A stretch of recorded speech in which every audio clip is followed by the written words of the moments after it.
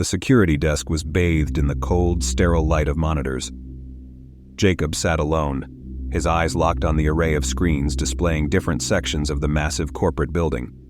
He'd taken the night shift as a temporary gig, thinking it would be an easy way to earn some extra cash.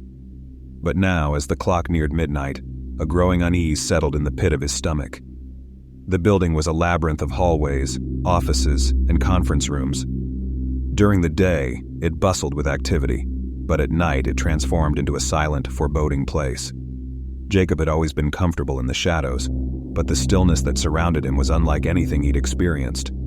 The hum of the air conditioning seemed louder in the quiet, a constant reminder of his isolation. As the hours crept by, Jacob's eyes grew heavy, and he leaned back in his chair. He let out a tired yawn and rubbed his eyes, briefly closing them. When he opened them again, something on one of the monitors caught his attention.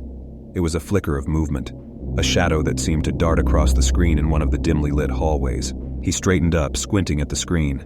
His heart began to race as he watched another shadowy figure move across the hallway, disappearing into the darkness. He switched to another camera, his fingers fumbling with the controls. But every screen showed the same thing, glimpses of shadows moving in the corners of the building. Jacob's breath quickened. He reached for his radio, intending to call his supervisor, but a sudden, bone-chilling gust of wind swept through the security office. The temperature seemed to drop in an instant, and Jacob's words caught in his throat. He turned toward the hallway leading to the main entrance, his heart pounding. The glass doors were slightly ajar, swinging back and forth in the breeze. Jacob's mind raced, trying to make sense of what was happening. The building was supposed to be secure. No one should have been able to enter. His hands trembled as he stood, his instincts urging him to investigate.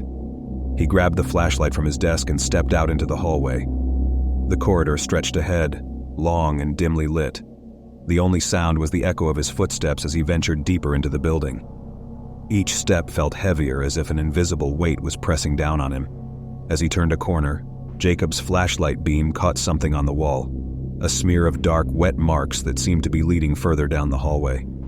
He followed the trail, his heart pounding louder with each step. The marks led him to a door that stood ajar, a faint light flickering within. Summoning his courage, Jacob pushed the door open slowly, revealing a dimly lit room. The air was thick with an acrid smell, a mixture of dampness and decay. The room was cluttered with old furniture and dusty boxes, the remnants of forgotten years. But what drew Jacob's attention was a figure standing in the corner facing away from him. It was a silhouette, its shape distorted and unnatural. Jacob's breath caught in his throat as he whispered, "Hello." The figure didn't respond. Instead, it seemed to tremble slightly, as if it was vibrating in place. Jacob's flashlight wavered in his trembling hand as he took a step closer. With each movement, the figure's shadow seemed to flicker and distort, as if it was struggling to maintain its form. "Who's there?" Jacob's voice quivered, a mixture of fear and curiosity in his words. Slowly, the figure turned around and Jacob's heart froze in his chest. The face that stared back at him was a grotesque parody of humanity. Hollow eyes that seemed to pierce into his soul, a mouth that stretched impossibly wide, revealing rows of jagged teeth. Its limbs were twisted and elongated, its body hunched and contorted.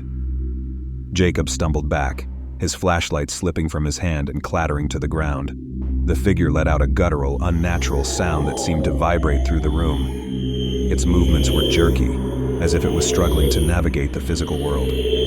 Without thinking, Jacob turned and ran, his footsteps echoing through the hallway. He didn't stop until he reached the security office, his breath coming in ragged gasps. He slammed the door shut and locked it, his hands shaking uncontrollably. He sank into his chair, his mind racing. What had he seen? Was it a hallucination, a trick of the mind? But the memory of those hollow eyes and that twisted face lingered, etched into his consciousness.